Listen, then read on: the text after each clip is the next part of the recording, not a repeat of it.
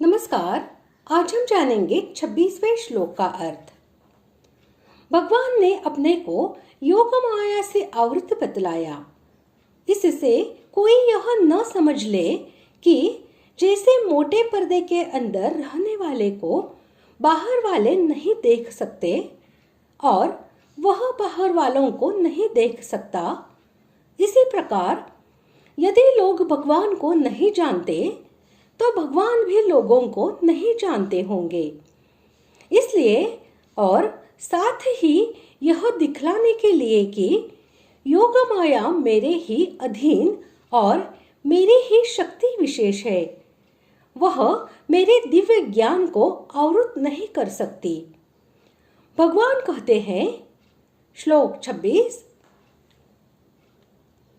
वेदाहं समतीतानि वर्तमानानि चार्जुन भविष्याणि च भूतानि मां तु वेद न कश्चन।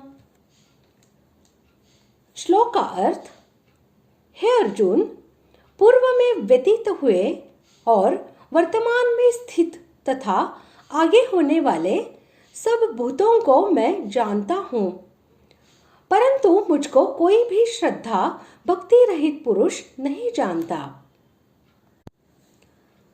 पूर्व में व्यतीत हुए, वर्तमान में स्थित और आगे होने वाले सब भूतों को मैं जानता हूँ। इस कथन का अभिप्राय यह है कि देवता, मनुष्य, पशु और कीट पतंग आदि जितने भी चराचर प्राणी हैं, उन सबका वाचक भूतानि पद है।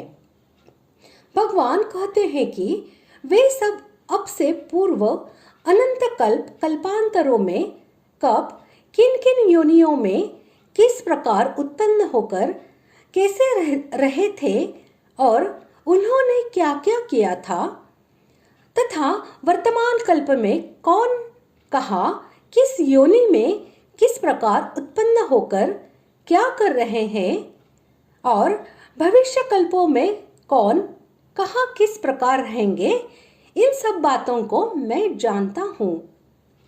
यह कथन भी लोक दृष्टि से ही है, क्योंकि भगवान के लिए भूत, भविष्य और वर्तमान काल का भेद नहीं है।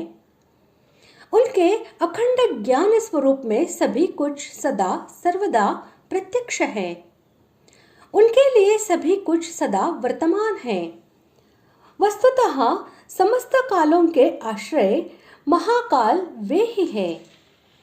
इसलिए उनसे कुछ भी छिपा नहीं है।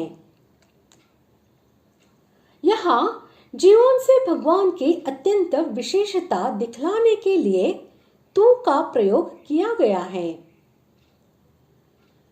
इसी अध्याय के 3 श्लोक में भगवान कह चुके हैं, कोई एक मुझे तत्व से जानता है, और इसी अध्याय के 30वें श्लोक में भी कहा है, अधिभूत, अधिदैव और अधियज्ञ सहित मुझको जानते हैं।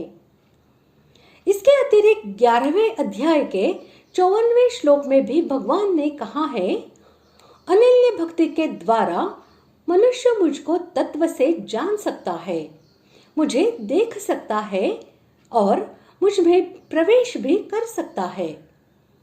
इसलिए यहाँ यह समझना चाहिए कि भगवान के भक्तों के अतिरिक्त जो साधारण मूढ़ मनुष्य है, उनमें भगवान को कोई भी नहीं जान पाता।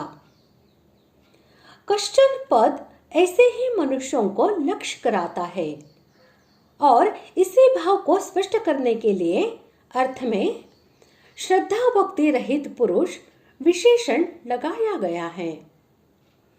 अगले श्लोक में राग द्वेष जनित द्वंद्व मोह को ही न जानने का कारण बतलाया है। इससे भी यही सिद्ध है कि राग द्वेष रहित भक्तगण भगवान को जान सकते हैं। इस प्रकार आज हमने 26वें श्लोक का अर्थ जान लिया है। अगले भाग में जानते हैं 27वें श्लोक का अर्थ। धन्यवाद।